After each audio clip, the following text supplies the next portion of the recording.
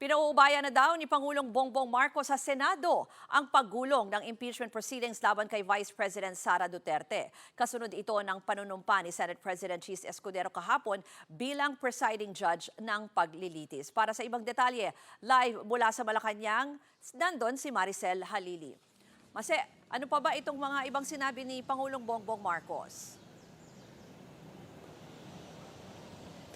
Ruth, naniniwala si Pangulong Bongbong Marcos na tatawid ang impeachment proceedings laban kay Vice President Sara Duterte mula sa kasalukuyang 19th Congress patungo sa 20th Congress. Sabi kanina ni Pangulong Marcos, kahit pa simula ng mga senador ang paglilitis ngayon, hindi pa rin ito matatapos bago mag-adjourn ang 19th Congress.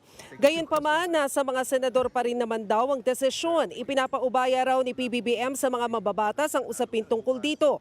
Pero patuloy niya raw itong susubaybayan. Giit ni Marcos, kailangang masiguro ang mapayapang transition ngayong malapit nang mapalitan ng ilang miyembro ng mataas na kapulungan. Kahapon, nanumpa na si Senate President Chis Escudero para maging presiding judge at ngayong hapon naman ay inaasahang manunumpa na rin ng iba pang mga senador na magiging mga senator judge. Narito ang bahagi ng pahayag ni Pangulong Marcos. That in all things Really, a function of the Senate right now, so we leave it to them.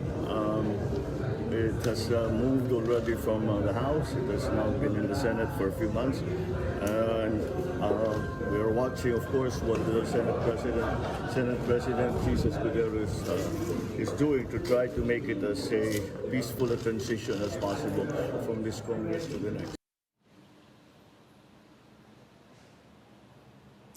Ruth, nanumpa naman kanina si Raul Villanueva sa harap ni Pangulong Bongbong Marcos bilang bagong Associate Justice ng Supreme Court.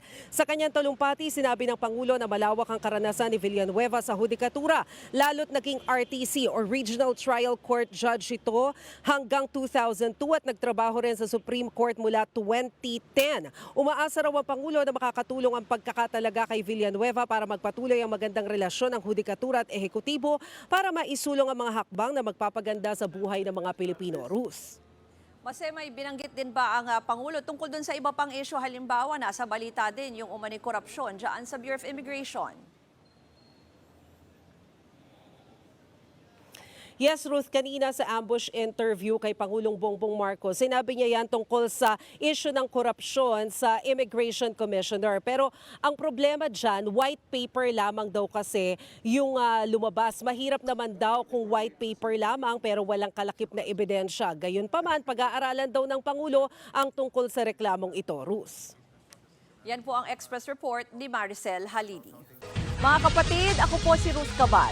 Maging maalam at may pakialam sa mga may init at rumaratsadang balita sa Frontline Express. Para maging updated sa balitaan, mag-subscribe lang sa social media pages ng News 5.